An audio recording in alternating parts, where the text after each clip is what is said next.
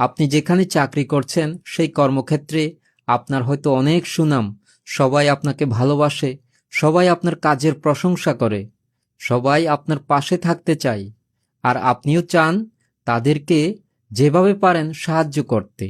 কিন্তু কর্মক্ষেত্রের একটা কঠিন বাস্তবতা কি জানেন? আজকে এই মুহূর্তে যদি আপনার চাকরি চলে যায়, তাহলে এক সপ্তাহ পরে আপনার 2-3 জন কলিগ ব্যতীত কেউই আর আপনাকে খোঁজ নেবে না। আপনি কি করছেন না করছেন তার খবর নেওয়ারও প্রয়োজন মনে করবে না। সেজন্য কর্মক্ষেত্রকে কর্মক্ষেত্র হিসেবেই দেখুন। অফিসের অন্যদের সাথে মিশে পরনিন্দা, পরচর্চা এসব বাদ দিন।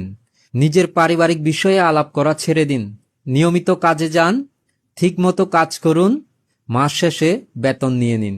কর্মক্ষেত্র এবং নিজের ব্যক্তিগত জীবন যদি আপনি আলাদা করে রাখতে পারেন, তাহলে এতে আপনারই সুবিধা হবে, আপনারই উপকার হবে।